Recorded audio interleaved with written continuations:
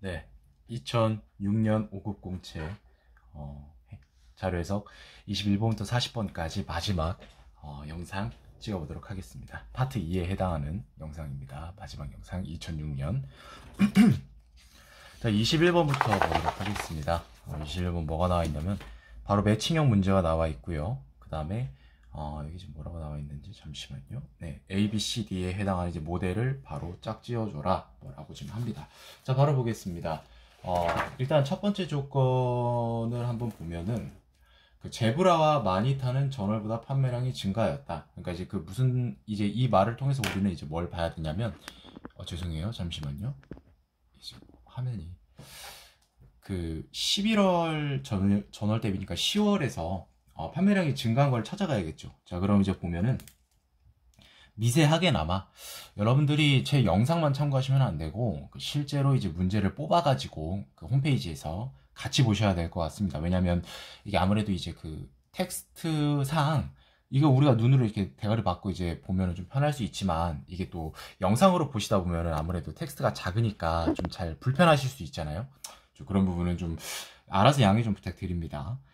이 친구 증가했고요. 이 친구 증가했어요. 그러니까 결과적으로 지금 보면 증가한 게 지금 뭐가 될까요? 네, 동그라미 잠시만요.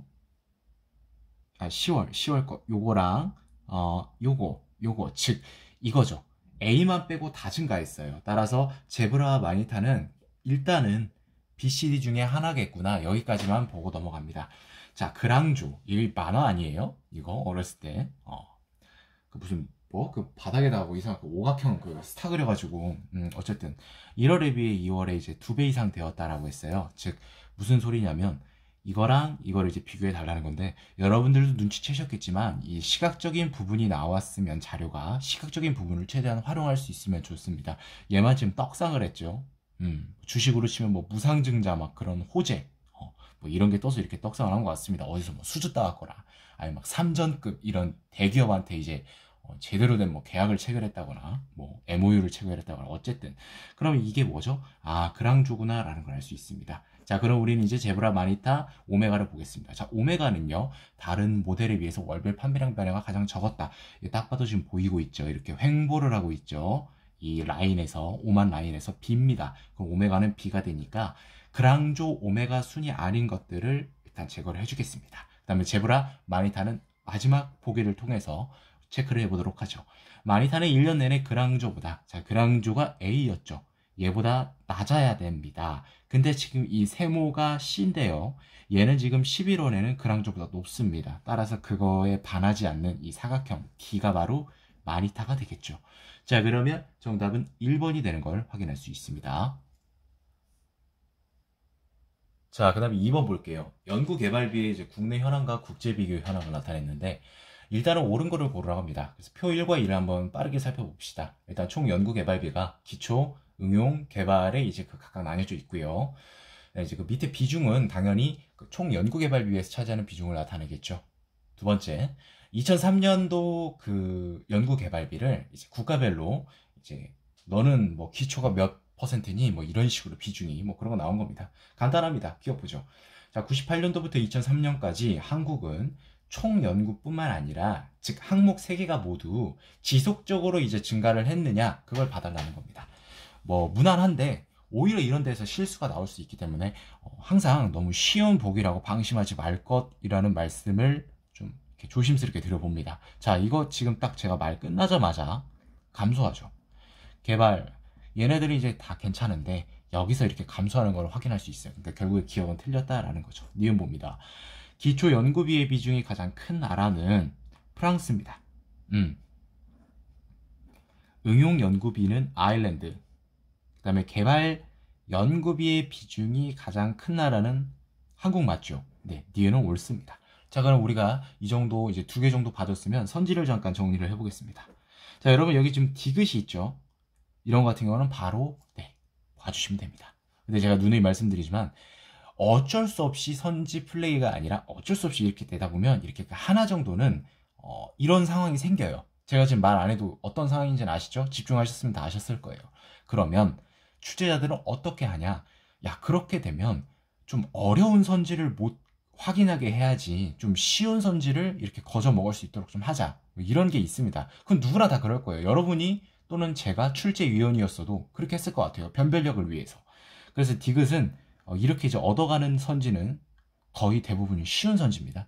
이게 지금 뭘 뜻하냐면, 그러니까 뭐냐면, 이 전년 대비 지금 투자액이 늘었잖아요. 그래서 이제 비중까지 늘어나는 건 아니다. 그걸 지금 설명하고 있고, 얘가 지금 옳은 선지가 되려면 당연히 그거를 충족해야겠죠. 자, 응용 연구비를 보면, 비용은 잘 안 보이시겠지만, 3764에서 3974로 늘어났는데, 비중은 21.7에서 20.8로 감소했죠. 그러니까 맞다는 거지. 리얼 볼게요. 한국보다 프랑스가 기초와 개발 연구비의 이제 구성비 차이. 그러니까 이거랑 얘네 차이를 봐달라는 겁니다. 근데 이거 볼 필요 있나요? 지금 한국은 50이 넘고 얘는 20 몇인데? 틀렸죠? 아니죠. 맞죠. 프랑스가 작으니까.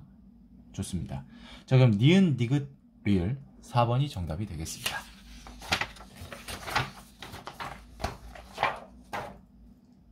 이거 좀 화면이 좀 약간 기울어져 보이시죠?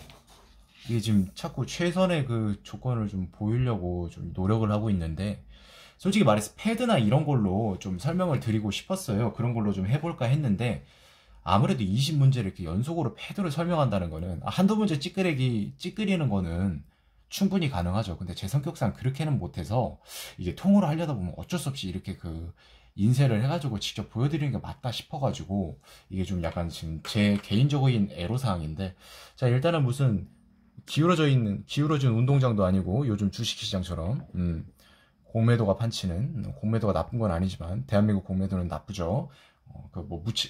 상한 기간이 없습니다. 사실상 무한이라서, 이자만 내면은, 그래서, 내가 지금 뭔 소리 하고 있지? 어쨌든. 자, 그럼 이거 잠깐만 조정 좀 하겠습니다. 어떻게 좀 나아졌는지 모르겠습니다만,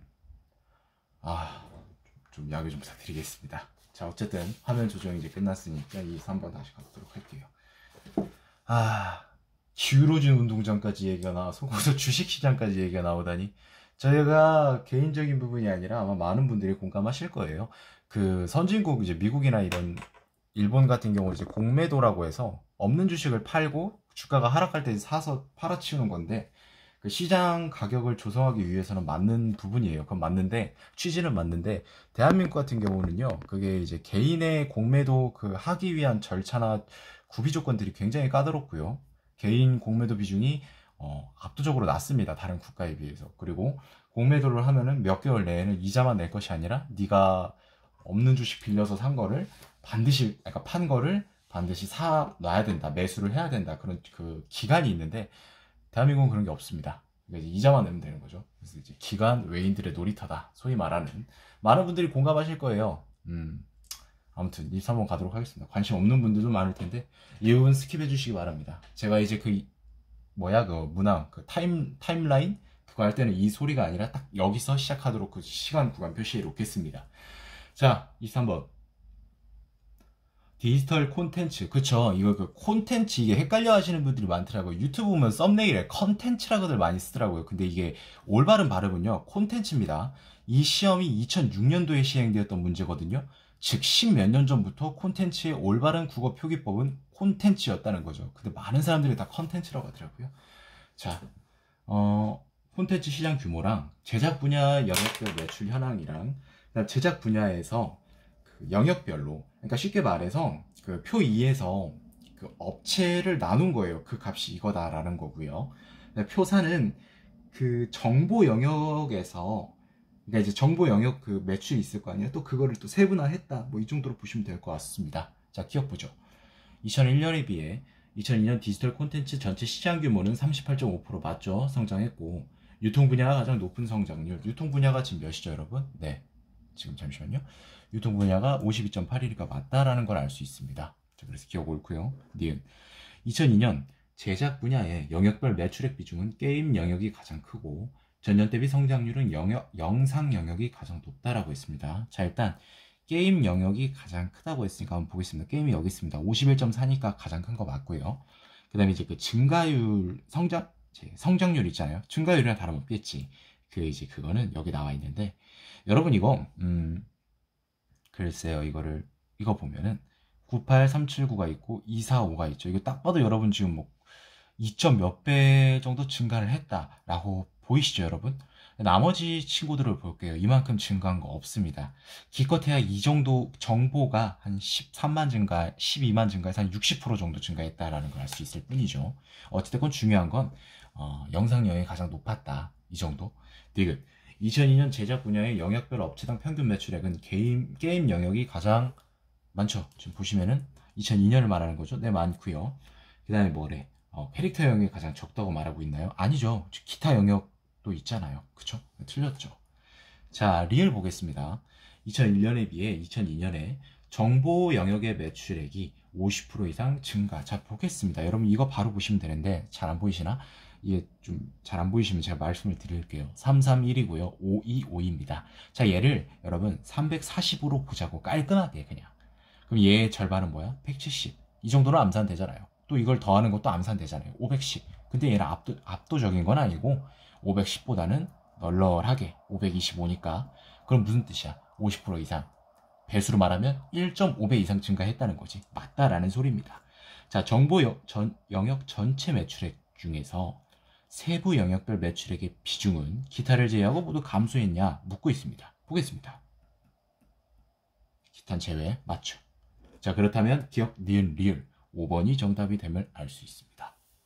24번 볼게요. 얘는 뭐야? 그냥 상황 판단 문제네.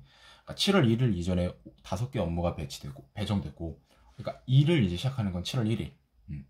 그래서 도착 순서 뭐 이렇게 지금 나뉘어놨어요. 뭐 데드라인 이렇게 다 해놨고, 데드라인이랑. 자, 우선순위 결정 규칙 좀 보겠습니다. First come, first serve. FCFS. 먼저 도착한 순서대로 업무를 처리하고, Shortest Processing Time이라고 해서 SPT. 업무 처리 소요일이, 그치, 이런 순위가 있다. 마지막은 뭐, Earliest Due Date 해가지고 EDD. 마감 기한일이 이른 순서대로 어쩌고. 각주 봅시다. 업무 처리 소요일 1일은, 그러니까 쉽게 말해서 1일은 그냥 그거죠. 뭐 우리가 근무하듯이 근무일 1일 이런 것처럼 그런 느낌인 것 같고요. 휴일 없이 그냥 진행되니까 그냥 날짜를 7월 1일부터 시작한다고 했잖아요. 그러니까 뭐 토요일, 일요일 뭐 이런 거 고려하지 말자라는 소리 같습니다. 자, 1번 보죠. FCFS 규칙으로 업무의 순서를 배정한 경우 A, B, C, D 이 순서이고 업무 D까지 처리 완료일은 19일이다. 보겠습니다. FC는 뭐야? 먼저 도착한 순서대로. 도착 순서 깔끔하게 이렇게 A, B, C, D이니까 순서는 맞죠. D의 업무. 자, 여러분 보겠습니다. 이거 무시하시고 업무가 지금 며칠 걸려요? 8, 16, 19일이 걸리죠, 여러분. 자, 그러면 7월 1일부터 시작을 해. 19일은 며칠 뒤일까요? 20일일까요? 아니면 19일일까요? 19죠. 날짜는 시작날을 포함해야 되니까. 그러니까 이제 그 시작일을 기산하는 경우가 있고 기산하지 않는 경우가 있어. 근데 대부분 다 기산합니다. 기산은 그걸 기점으로 계산한다는 뜻입니다. 상황 판단 법조문 유형에서 날짜 계산하고 달력 나오는 문제들 중에서 그 별도로 언급하는 경우가 있어요. 시작일은 기산하지 않는다. 시작일은 기산한다. 근데 만약에 별도의 언급이 없다? 그럼 그냥 시작일 포함한다 라고 보시면 됩니다. 그럼 19 빼기 1은 뭐야? 18인데 플러스 1을 해줘야 되는 거죠. 시작일까지니까. 결과적으로 총 걸리는 시간은 19일이니까 맞죠. 1번 맞습니다. 2번. SPT 규칙으로 업무의 순서를, SPT는 뭔데? 업무 처리 소요일이 가장 적은 순서대로. 그러면은 뭐야? B, D, A, C, E. 맞네요. 자, 그러면 D까지 언제 완료되느냐? 그럼 이것만 보면 되네. 깔끔하네요. 자, 5일 걸렸네? 그럼 7월 1일에서 5일 걸렸으면 며칠이에요? 4일이죠. 아, 잠깐만. 7월 이제 다시 계산 잘못했나? 2일하고 이제 5일이잖아요. 그러면 7월 1일 날 시작을 했어요. 그렇게 되면 업무 처리 완료일은 뭐가 되죠? 7월 5일이 되겠죠. 왜냐면 7월 1일에서 7월 5일 해주면 4가 되는데 시작일을 기산해야 되니까 맞죠. EDD 규칙으로 업무의 순서. EDD는 뭡니까? 이른 순서대로니까 결과적으로 B, A, C, D, E가 되겠죠. B, A, 잠깐만. B, A, 죄송해요. This, E. 됐습니다. 여기까지. 그러면 중요한 건 D까지 업무 처리 완료했을 때 완료일이 중요하니까 BAD까지 이제 소요기간을 보겠습니다. 8일이고요. 11일이죠, 여러분. 자, 그러면 뭡니까? 7월 11일 맞죠? 자, FCF 규칙으로 잘못하면 욕같이 나오겠다. 18이라고. 죄송해요. 규칙으로 업무의 순서를 배정한 경우 마감 기한일을 넘겨서 완료된, 자, 이런 게 이제 중요하겠죠. 사업원이 조금 이제 힘을 줘야 되는, 좀 수고를 좀 줘야 되는 문제인 것 같습니다. 제 개인적으로는. 자, FCFS로 가면 ABCDE로 가는데, 해보죠, 한번. 자, 얘는 뭡니까? 7월 6일 날 끝나. 그럼 얘는 7월 7일에 시작하겠죠. 그럼 얘는 뭐가 되죠, 여러분? 7월 8일에, 죄송해요. 7월 8일에 끝나겠죠. 맞잖아요. 7, 8. 그러면 얘는 일단 마감 기한이 오버됐으니까 체크를 해주죠. 얘는 7월 9일부터 시작을 하죠, 여러분. 거기다 8일을 더하는 겁니다. 그럼 뭡니까? 7월 17일? 네, 맞네요. 잠깐만, 7월 17일 맞아? 7월 16일이잖아. 네. 자, 그렇게 되면 7월 16일이니까 얘도 결국에는 오버를 하게 됩니다. 맞죠? 잠깐만, 얘는 오버 안 하지. 7월 16일 날 맞췄으니까.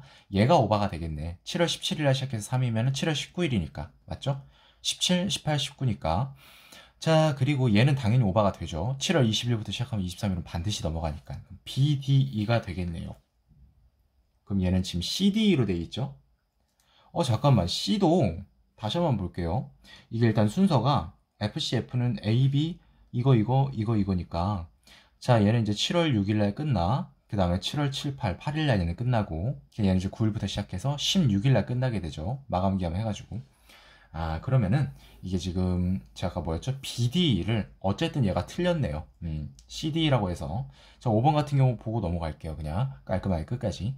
EDD 규칙으로 업무의 순서는 BADC입니다. 그런데 뭐라고 나와 있냐면 이것도 똑같네요. 해보죠 뭐. BADCE.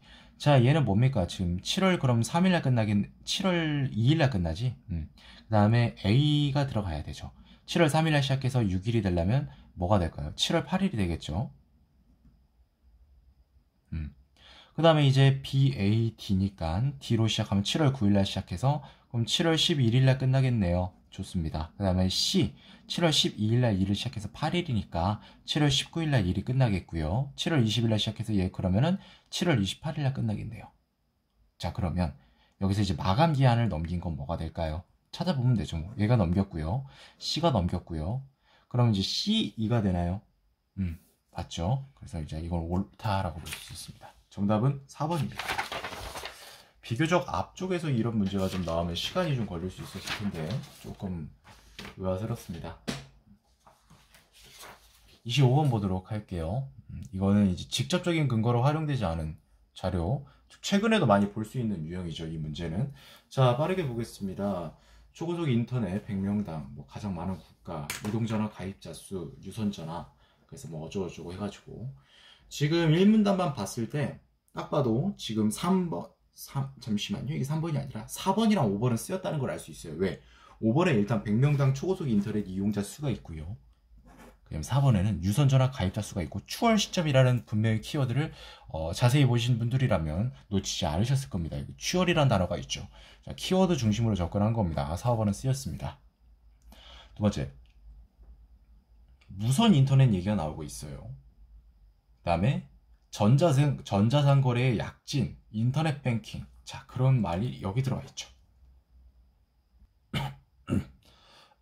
죄송합니다. 네, 무선 인터넷. 왜 이래? 무선 인터넷 분명히 나와 있고요. 여기 비중이 2014년 12월 22.7%에서 2005년도에 27.9%로 되었다라고 나와 있는데 아마 지금 이 무선 인터넷이 비중이 그러면 수치가 다른데요. 이렇게 생각할 수 있지만 이게 뭐냐면 유무선 동시에 이용하는 거, 얘는 무선만 이용하는 거. 그럼 무선 인터넷을 사용하는 건 뭘까요? 얘네 둘을 더하는 거지. 왜냐하면 둘 다에 무선이 들어가 있으니까. 21.8이랑 0.9를 더하면 22.7. 아마 그런 맥락으로 수치가 똑같은 걸 알 수 있죠. 자, 그러면 1번이 뭔가 인터넷이 많이 나와서 뜬구름 잡기로 많이 쓰였겠거니 싶겠지만 결국엔 쓰이지 않았습니다. 결과적으로는. 정답은 1번이 되겠습니다.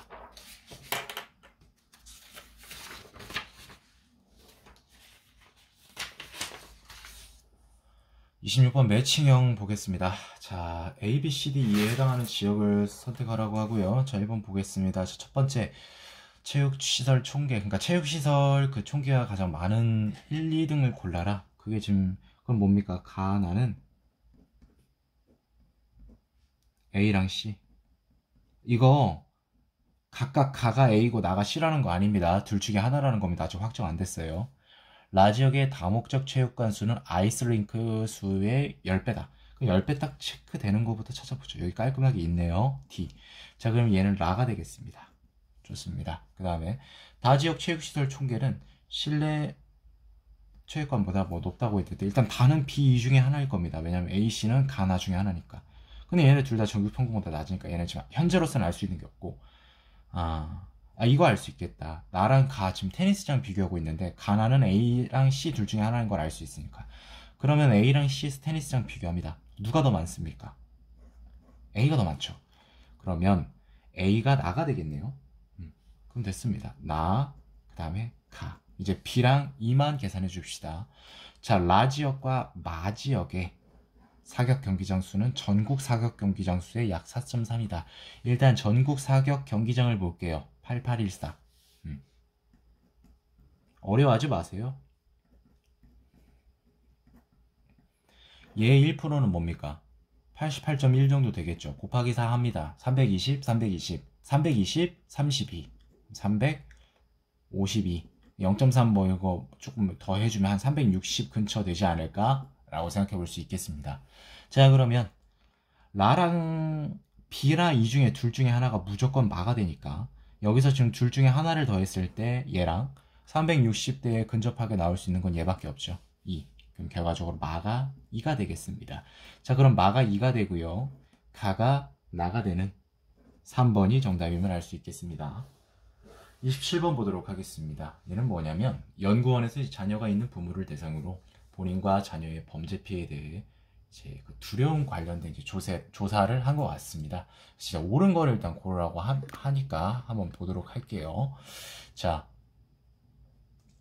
걱정한다는 걱정하는 편이다와 매우 걱정한다를 합친 값이라고 합니다. 됐습니다.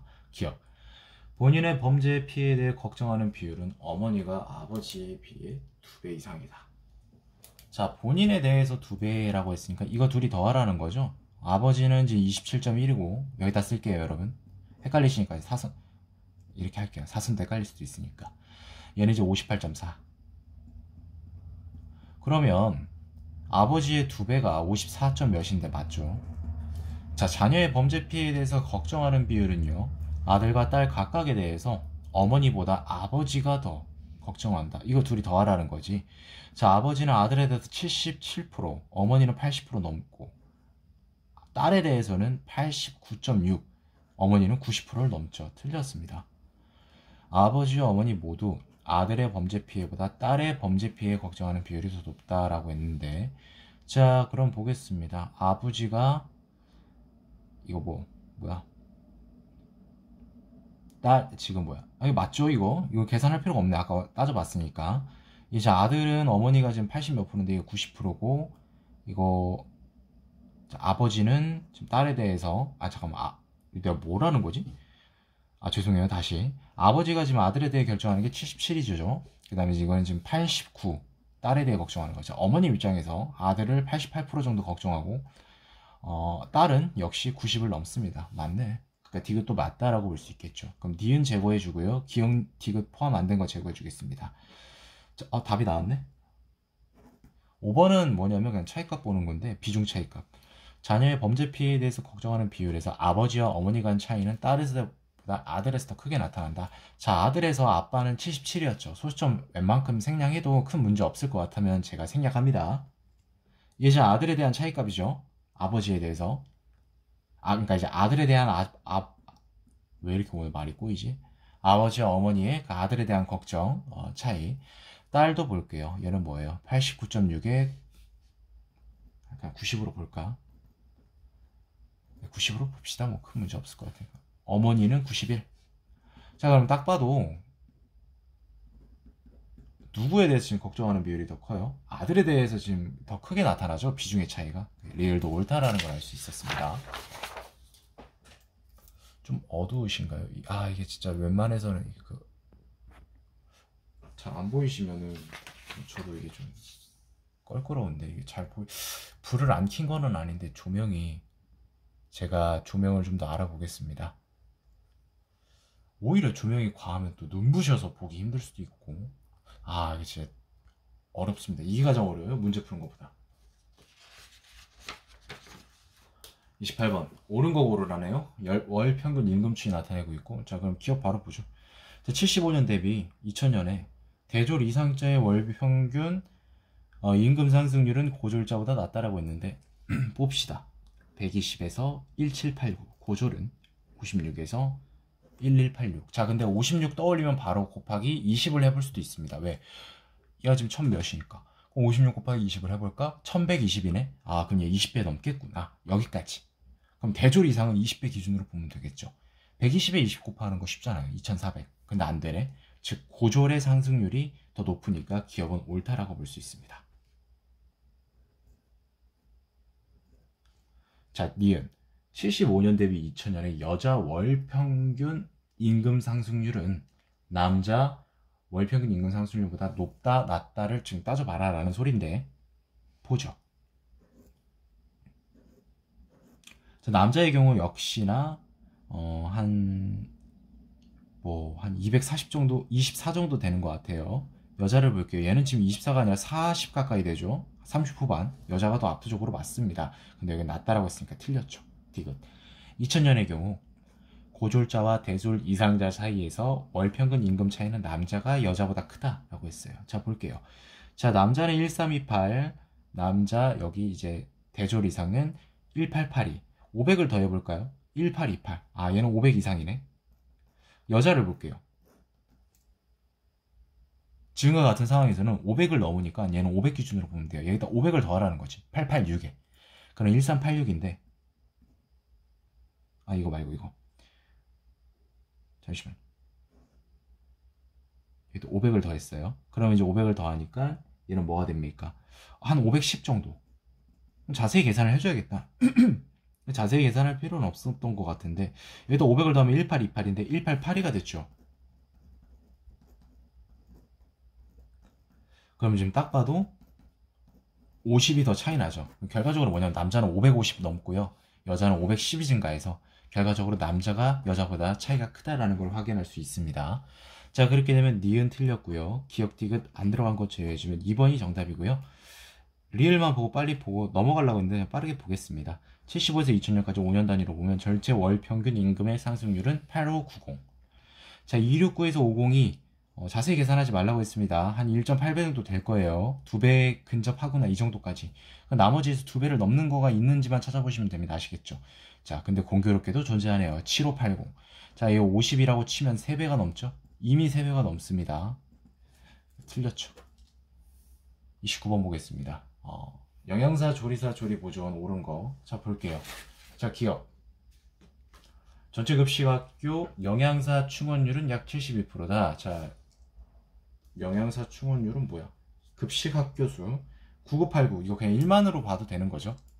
그 다음 7196이니까 그냥 1만 분의 7196이니까 72%라고 봐도 무방한 거잖아요. 고등학교가 초등학교에 비해 영양사 충원율은 높지만 보겠습니다. 충원율 급식학교 수분에 이 고등학교는 지금 영양사 충원율이 엄청 높아요. 왜냐면 얘는 지금 80%도 안 되는데 얘는 지금 90% 가까이 되잖아요. 조리사 충원율은 낮대요. 조리사 충원율은 이걸 보는 거죠. 이렇게. 자, 근데 여러분 이거 보시면 밑으로 좀 빼와야겠다. 좀 숫자를 이제 간소화해서 가지고 왔어요. 지금 이게 고등학교고 이게 초등학교고 얘네들이 뭐냐면 조리사 충원율이거든요. 이제 보면은 지금 딱 봐도 여사건으로 보면 돼요. 이게 지금 여사건으로 보면 지금 5가 부족하고요. 얘는 4가 부족해요. 그럼 여러분 딱 봐도 19분의 4보다 54분의 5가 더 작지 않겠습니까? 그럼 결과적으로 여사건은 반대니까 여사건이 작다는 거는 결과적으로 크다는 소리죠. 초등학교가. 그래서 니은도 맞다라는 걸 알 수 있습니다. 제가 지금은 이렇게 막 따로 떠와서 이 사를 막 이렇게 여사건을 써주고 그랬는데 설명을 해야 되는 입장이니까 이렇게 쓴 거지. 이거 숙달되시면 머릿속에서 자동으로 프로세싱 되실 겁니다. 처리가 되신다 이 말입니다. 디귿. 중학교의 경우 영양사 충원율은 조리사 충원율보다 높다라고 했습니다. 영양소라고 할 뻔했어. 네, 1427. 그 다음에 조리사. 당연히 분자값이 큰 게 더 큰 거잖아요. 왜냐면 분모는 똑같으니까. 네, 맞습니다. 정답이 돼버렸네요. 리얼 볼게요. 전체 급식학교에서 급식학교당, 그러니까 뭐냐면 조리 보조원 안에 급식학교를 해달라고. 조리보존 48116 9989. 근데 이거는 딱 봐도 아닌 게 보이지 않나? 얘가 1만으로 봐도 4.8 몇일 텐데 왜 6명 이상이라 했을까? 제가 언젠가 최근에 그런 말씀을 드린 적이 있어요. 여기에 이 선지가 아무리 수치가 얼토당토하는 틀린 수치일지라도 웬만해선 그냥 내는 수치가 아니다. 그러면 뭘 뜻하냐? 바로 옆에 봅니다. 총계. 63,245를 9989로 나누면 6명 넘잖아요. 6.3 넘겠지 이렇게. 그러니까 이게 지금 숫자를 잘못 보는 함정을 유발한 거예요. 아니 실전에서 실수하다 보면 얘를 봐야 되는 걸 알겠는데 옆에 걸 볼 수도 있는 거잖아요. 그런 의미로. 자, 미흡은 뭐 어려운 거 아니까 여러분들 한번 해보시길 바라고 정답은 1번이 되겠습니다.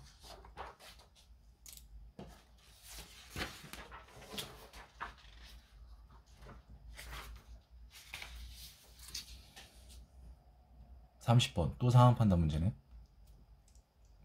공무원 가배교육 훈련 이수 현황을 나타낸 것인데 그 평정규칙에 의해서 2006년 2월 22일 현재 6급 공무원인 가배교육 훈련 평정 점수를 계산하라. 자, 일단은 규칙부터 넘어가 봅시다, 여러분. 공통과 선택으로 구분하며 그러니까 이제 결론적으로 뭐냐면 공통이랑 선택 거기서 나온 평정 점수를 다 합쳐달라. 그렇게 해서 계산한다. 이런 느낌인 것 같고요. 성적 평가 점수가 만점에 6할, 즉 60%죠. 할푼리. 오랜만에 말해보네요. 할푼리. 6할 미만인 경우에는 평정 대상에서 제외한다 라고 했으니까 일단 이거부터 제외를 해볼게요. 이 조건부터 제외되는지. 얘 제외되겠네요. 볼 것도 없이.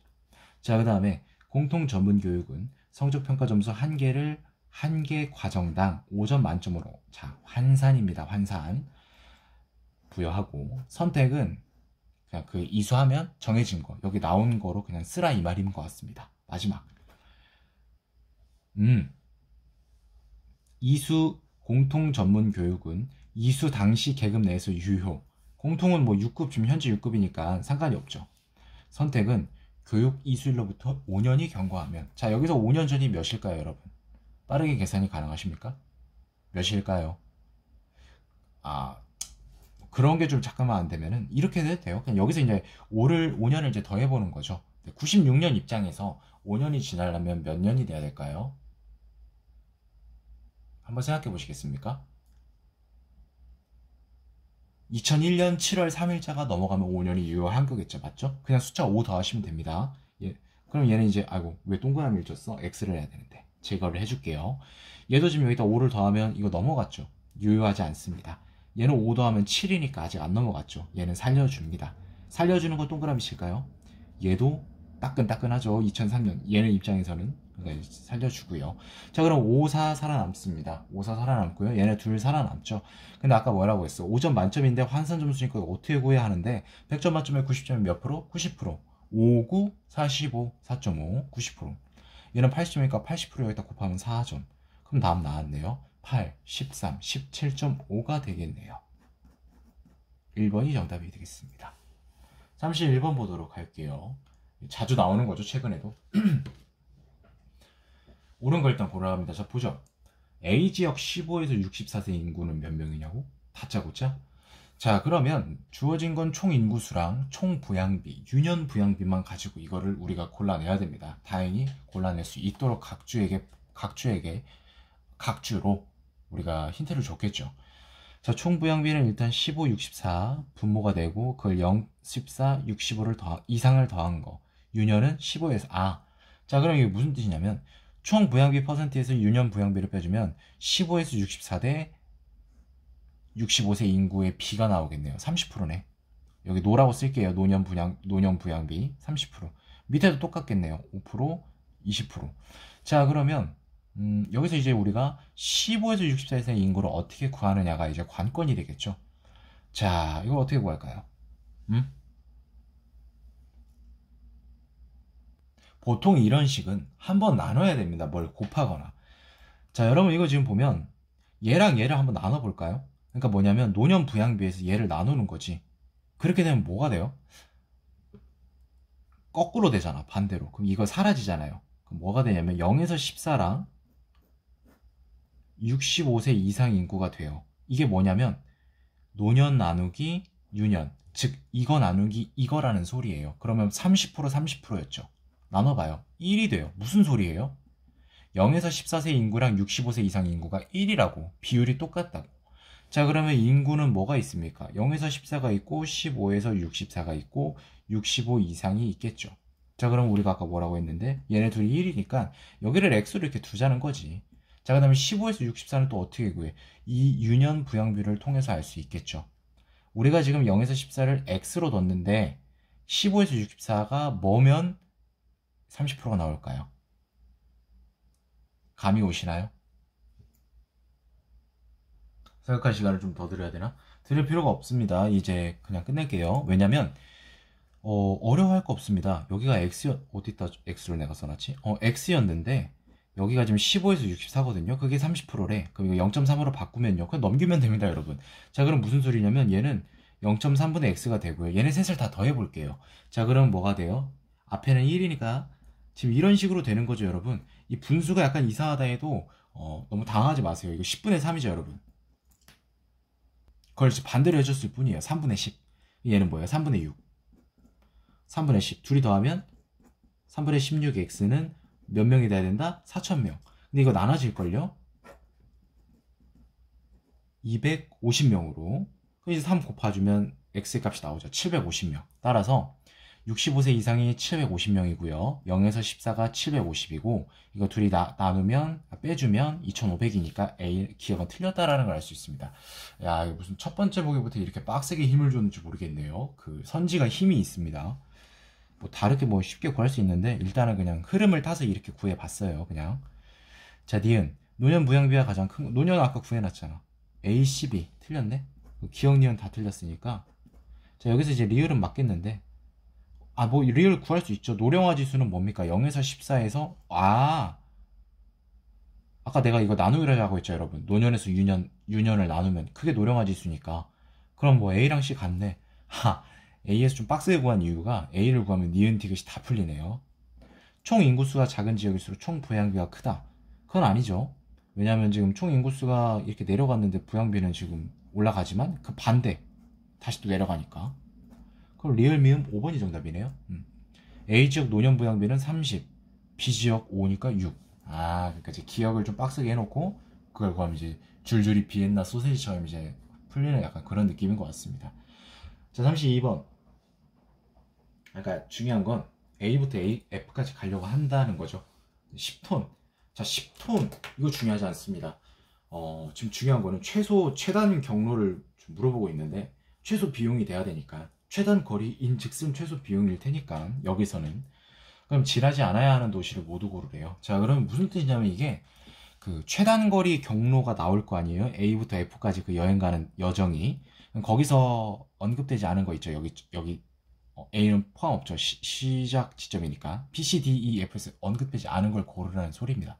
보죠. 일단 A는 B랑 C밖에 못 갑니다. 자, 그럼 B, C를 최초의 시작점이라고, 그러니까 최초의 이제 그 경계점이라고 생각하고 이제 볼게요. B에선 A 갈 필요가 없고 F로 갈 수 있어요. 그럼 A, B, F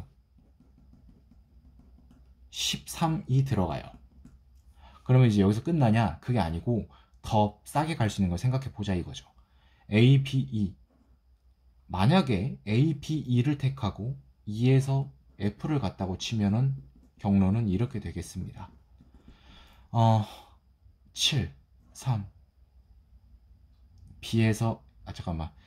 7, 3이고요. 그 다음에 이제 2에서 A로 가면, 좀 더 싸네, 얘가. 11인가요? 얘보다 더 싼 거 있나? A에서 C로 가는 거, 6. C에서 2로 가면 7. 벌써부터 C로 시작을 하면은 2를 들려야 되는데, 여기서 6, 7, 13이 넘어가 버려요. A, C, 뭐죠, 저거는? 이미 역을 넘어가요. 그러니까 이제 볼 필요가 없다는 거죠. 자, 그렇게 되면 최단 경로는 이거밖에 안 되겠네요. 그럼 여기 언급되지 않은 게 뭐예요? C, D네. 3번이 되는 걸 알 수 있습니다.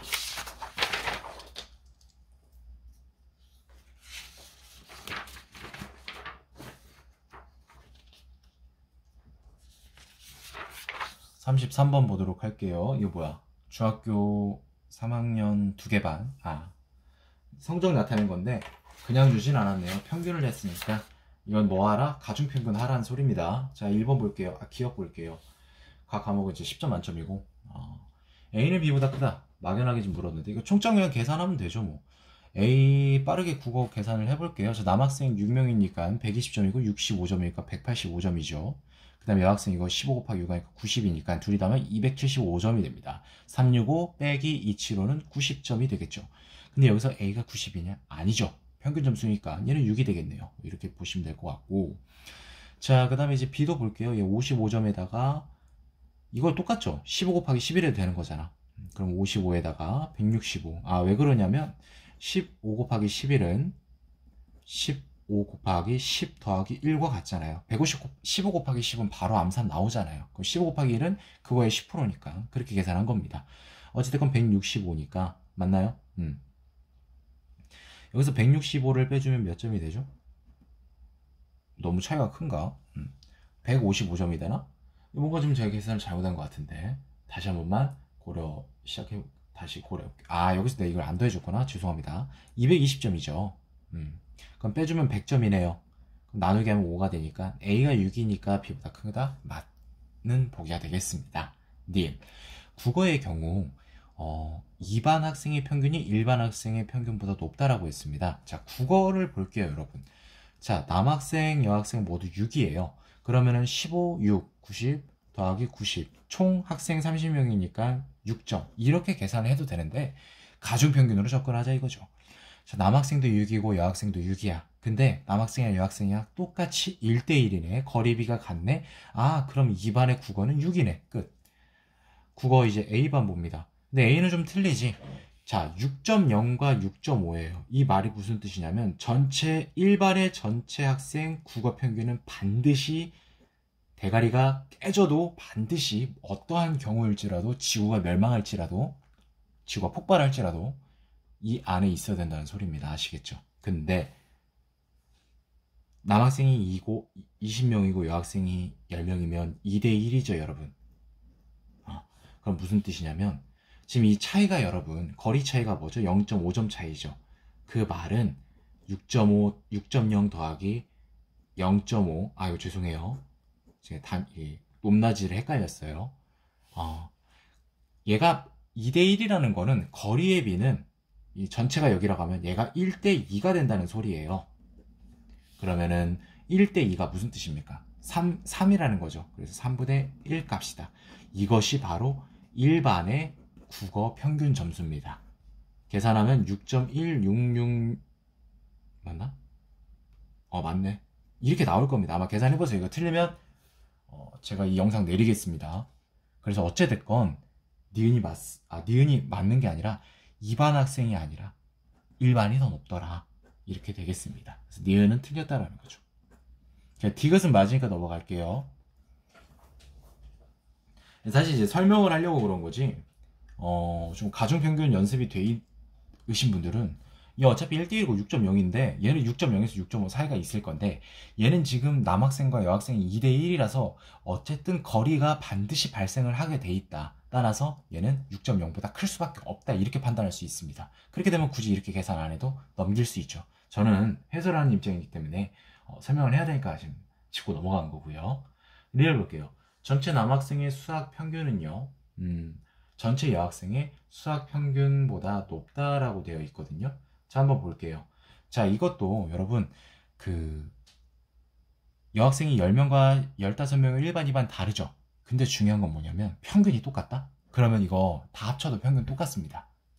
그렇게 되면 뭐냐면 여학생의 수학 평균은 17점이 된다는 거고 남학생은요 수학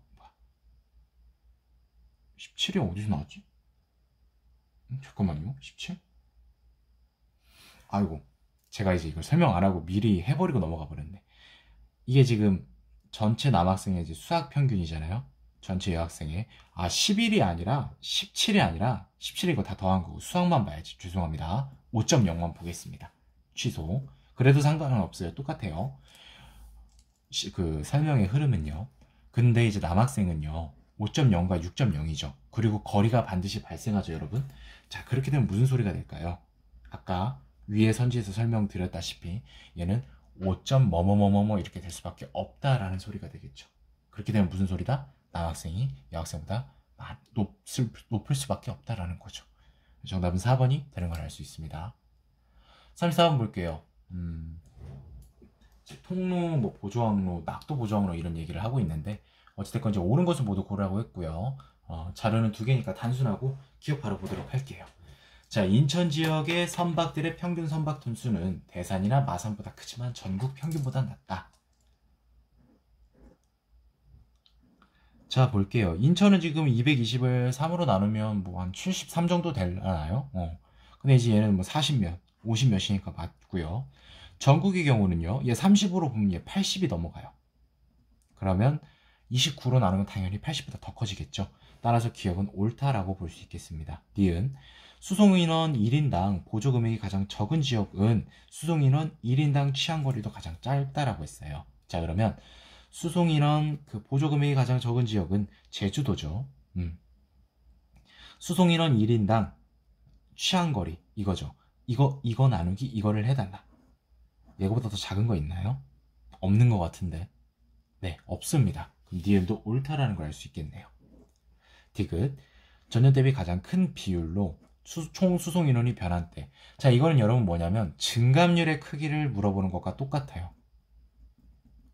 무슨 소리냐면 마이너스 40% 감소했고 20% 증가했어.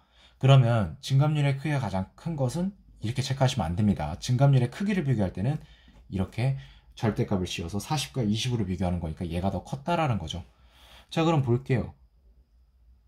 100에서 1000에서 600 감소하면 600으로 된 거면 40% 감소했네? 얘보다 더 큰 거 있나? 아, 여기 있다.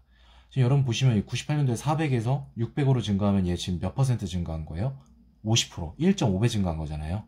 그럼 증가율이 얘보다 더 큽니다. 시각적인 함정에 빠지지 않으시기 바랍니다. 얘가 더 크겠지 이렇게 하는.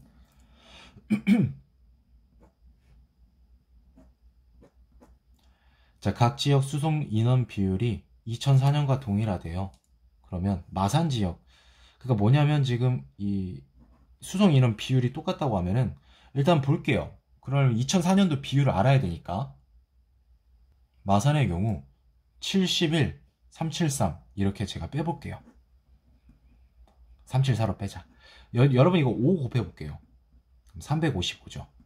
그 분모는 374니까 비슷비슷하죠. 그럼 대충 그냥 한 물론 5점 몇 분의 1이겠지만 그냥 5분의 1로 저는 잡겠습니다. 큰 차이 없어요.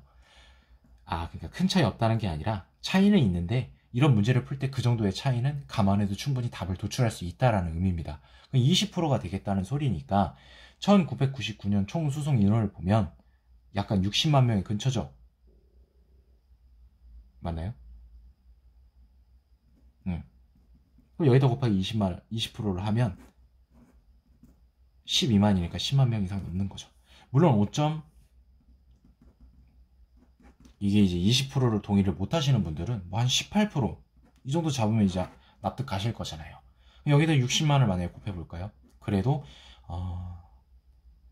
10.8만 명이 돼서 10만 명 이상을 도출하는 데는 무리가 없음을 알 수 있습니다.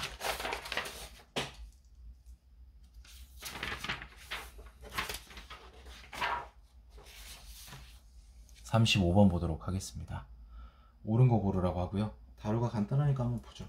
기억. 축정량이 산림 종류별로 300씩 증가한다면 평균 축정량은 1800이 된다? 자, 뭐 어렵게 생각할 거 없어요, 여러분. 300씩 증가하면 평균이 지금 몇 증가한 거예요? 300 증가한 거죠. 왜냐면 900에서 3 나눈 거니까. 그럼 이거 4500 3 나누면 평균이잖아요. 1500. 1800이 맞죠? 니은. 산림 면적당 산림 축정량은 침엽 수림이 혼합 림보다 작다라고 했습니다. 이거 지금 말하고. 근데 여러분 이거 나눠지는데 250 곱하기 8 하면 2000이거든요. 그럼 얘는 정확하게 8이고요. 얘는 6.5네요. 침엽수가 더 큰데 틀렸습니다. 디귿. 산림 축정량의 총량이 5%, 즉 얘 총량이 5% 증가하면 산림 종류별로 산림 축정량의 비율은 변하지 않냐고? 변하죠. 변하게 돼 있습니다. 왜냐면 이렇게 말할 수는 없는 거죠. 이 총량이 증가하는데 왜 이 축정량의 비율이 안 변할까요? 같이 증가하면 몰라도 총량이 증가하기 때문에 틀렸다는 걸 알 수 있습니다. 리을. 산림 축정량의 축정량이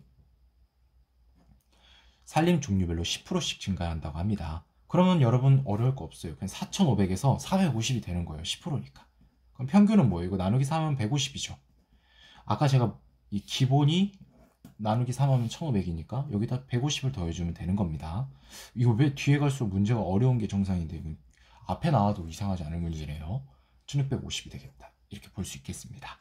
물론 이제 디귿 선지가 약간 좀 이제 경우에 따라서는 까다로울 수 있어 보입니다.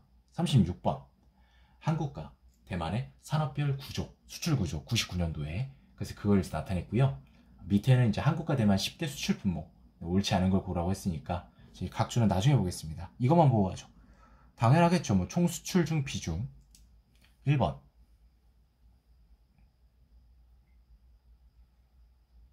대만의 경우 철강과 철강 수출액의 합은 10대 수출 총액의 7.4 철강과 철강 제품 69조 총 수출 928 옆으로 빼올게요.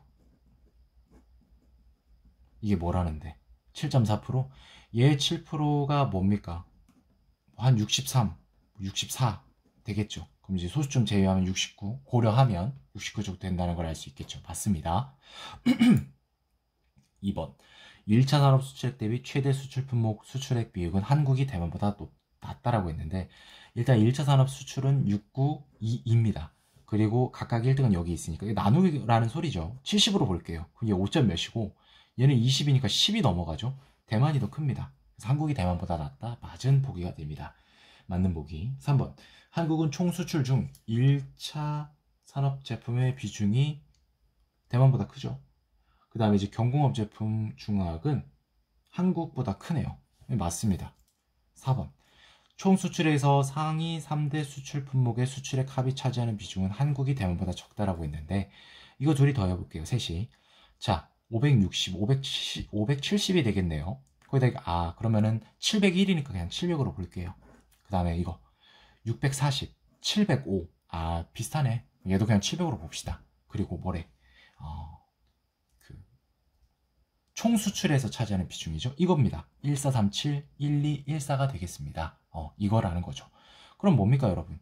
분모 자는 비슷한데 분모는 얘가 더 작아. 결과적으로 대만이 커집니다.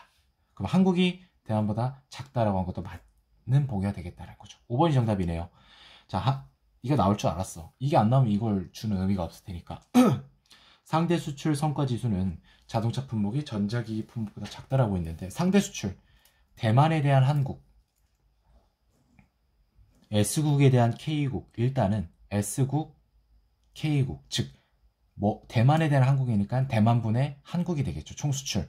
그럼 여기 밑에 써줍니다. 번분수라고 합니다. 고등학교 1학년 과정 설명드릴게요. 이게 이제 분모가 되고 분자는 뭐냐면 대만에 뭐를 물었는데 자동차랑 전자기기 두 개 봐야 된다는 거예요. 그럼 자동차, 전자기기 따로 자동차부터 봅시다. 대만 분의 한국. 이거 지저분한데 여러분 이거 좀 이해 좀 해주세요. 그 다음 빼기 1 그 뒤에 100%는 신경 쓰지 마세요. 자동차 전자를 밑에 쓸게요. 이건 변함없죠? 보기에만 어려운 거지 사실상 이거 그렇게 어려운 건 아니거든요. 이해만 하면 300384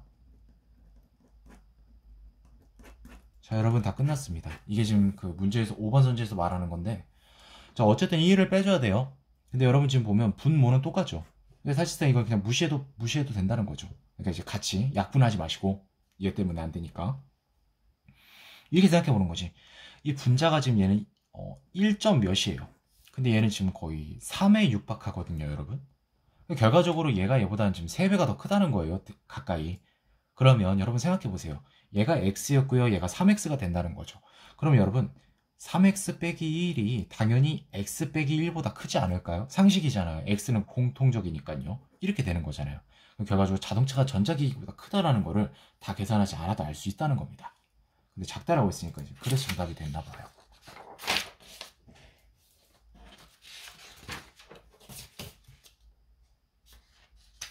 자, 37번 보겠습니다. 결혼 관련된 것 같은데 옳은 거 고르라고 합니다. 자, 기억 볼게요.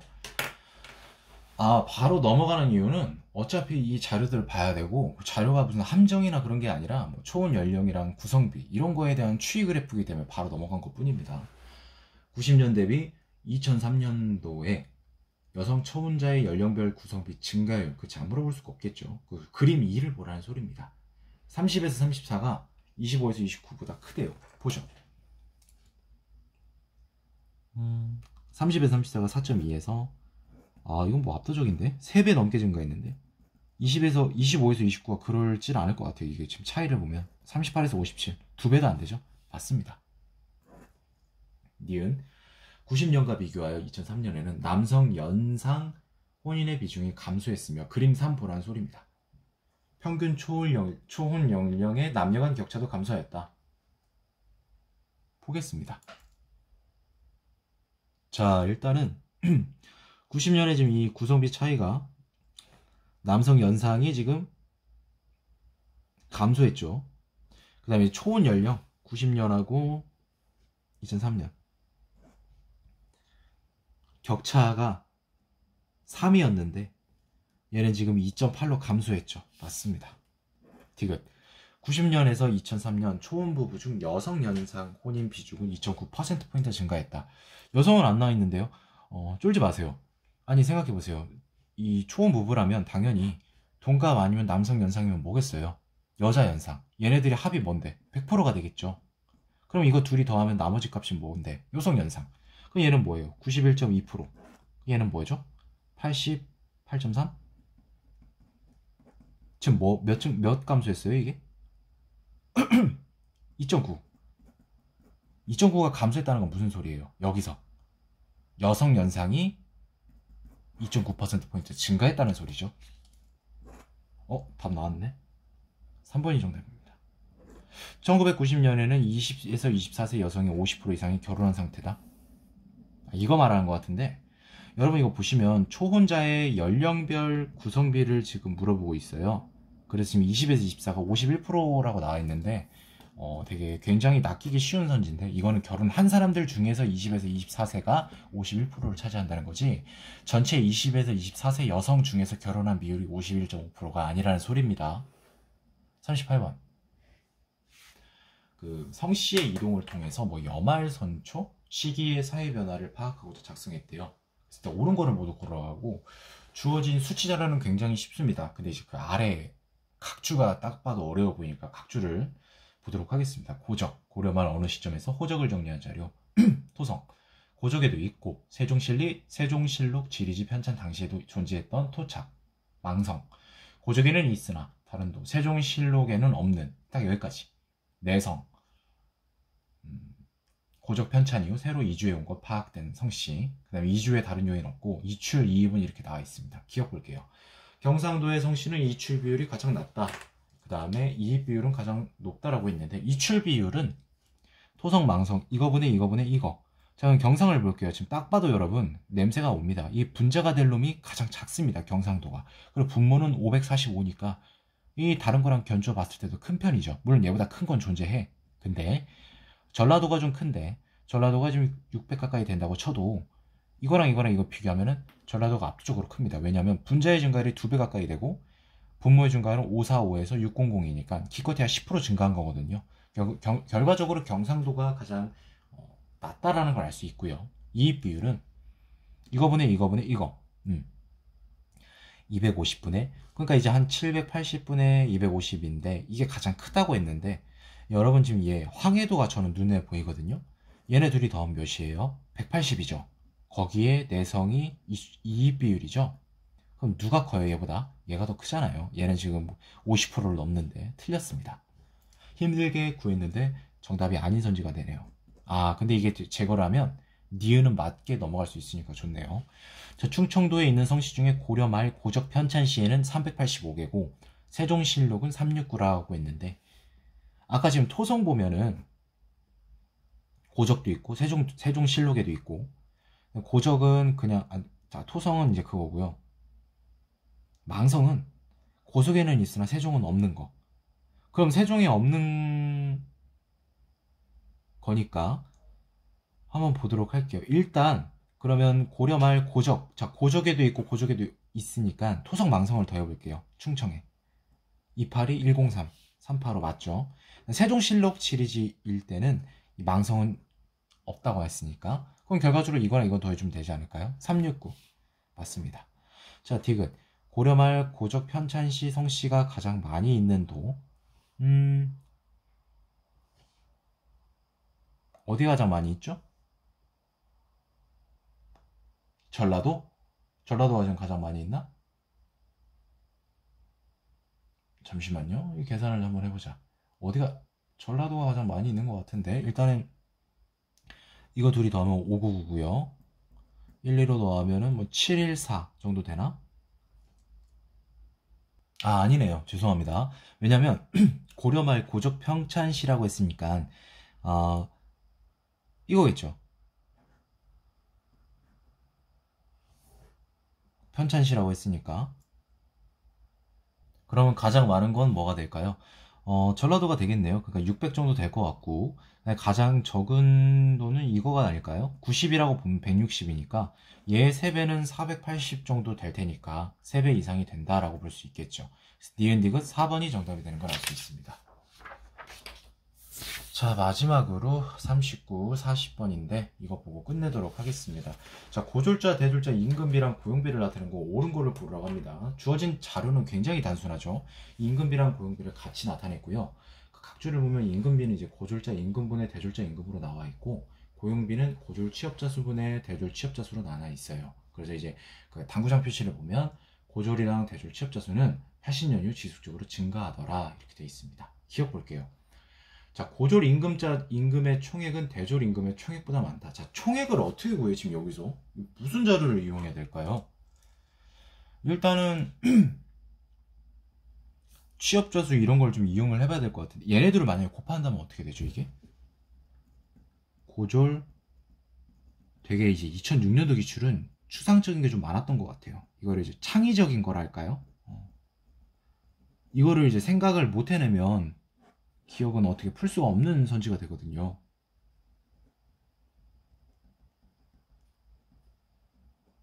곱하면 지금 이렇게 되거든요, 여러분. 이게 뭐예요? 대졸자 총액, 대졸자 임금 총액. 이건 고졸자 임금 총액이 되는 거 아닌가요?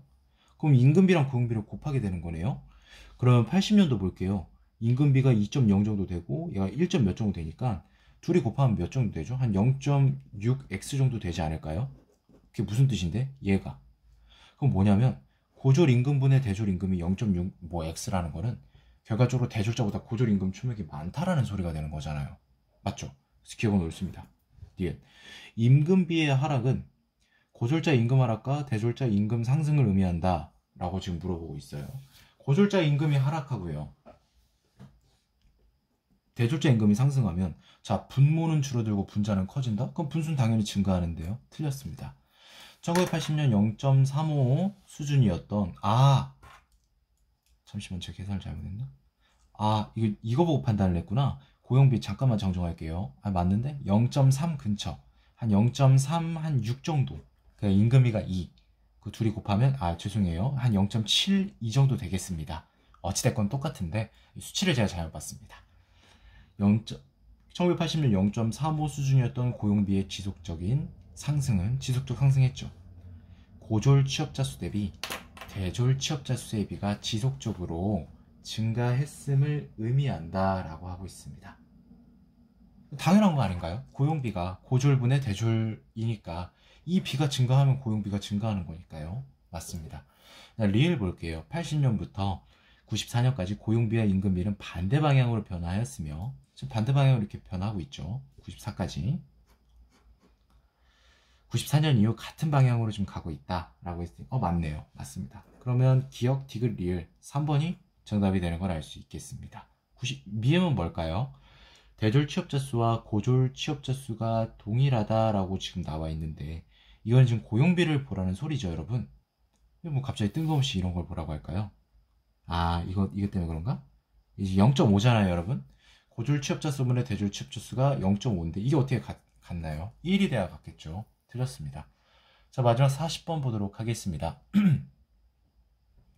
자, 지가 변동률이랑 순전입, 그 다음에 주택건설 실적을 나타내고 있고요. 옳지 않은 걸 보라고 합니다. 기억 보죠. 서울의 지가 변동률은 전국의 지가 변동률보다 매년 낮았다라고 하는데, 이 둘이 비교하면 되죠. 아니네. 2001년과 2002년에는 서울이 높았습니다. 네. 2000년 이후에 서울, 부산, 인천, 경기, 광주의 집가는 매년 상승했다라고 했는데 이게 지금 전년 대비 지금 계속 상승 추이를 보는 거잖아요, 여러분. 그러니까 2000년 이후를 보겠습니다, 여러분. 서울은 계속 상승했어요. 집가가요. 그 다음에 부산도 볼게요. 마이너스 0.5%였는데 여기서 시작을 하는 거죠. 0.49, 3.28 상승했어요. 인천도 마찬가지고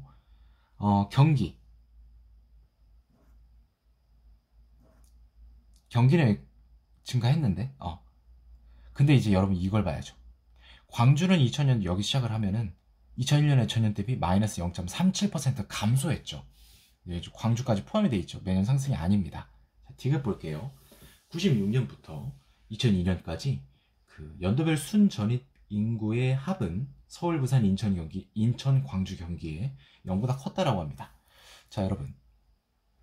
그러니까 지금 이게 뭐냐면 이게 순전입 인구를 나타낸 거잖아요. 이걸 다 더하라는 거지. 근데 경기가 지금 가장 압도적으로 크잖아요. 이걸 기준으로 보라 이거죠. 이거 둘이 더하면 한 26만 정도 되고요. 27만인데 잠시만요. 얘가 이제 둘이 더하면 한 26만인데 근데 지금 보면은 25만 8천, 한 25만 9천 정도 되겠다. 근데 이제 인천은 플러스고요. 경기도 플러스니까 둘이 더하면 26만 4천이죠. 결과적으로 이걸 다 합치면 플러스가 나옵니다. 지금 이걸 지금 봐달라는 소리 같아요. 똑같은 맥락으로 마이너스인 서울, 부산만 보겠습니다.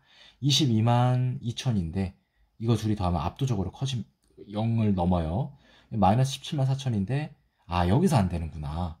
얘가 지금 서울, 부산이 98년도에 순전입이 마이너스 17만 4천인데 얘네 다 더해도 14만 4천 밖에 안 돼서 결과적으로 마이너스 3만 명 정도가 됩니다. 근데 여기서는 항상 0보다 컸다고 했으니까 틀린 게 되겠죠.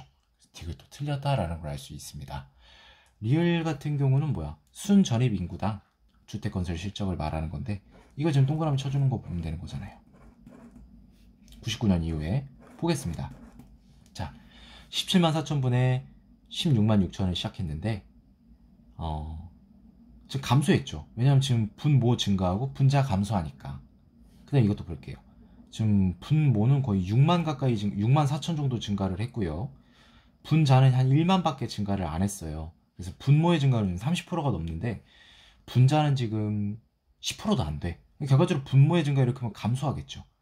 2002년도 마찬가지네요. 7만 가까이 증가를 했는데 얘는 기껏해야 한 8천 정도 증가를 해서 결과적으로 분모의 증가율이 커서 2002년에도 전년 대비 감소하더라 라는 거를 지금 우리가 파악할 수 있었습니다. 자, 그래서 이제 옳지 않은 걸 고르라고 했으니까 4번이 되는 걸 확인할 수 있습니다. 자, 여기까지 듣느라 고생하셨고 2006년 5급 공채 자료 해석 기출 문제를 모두 해설을 완료하도록 하겠습니다.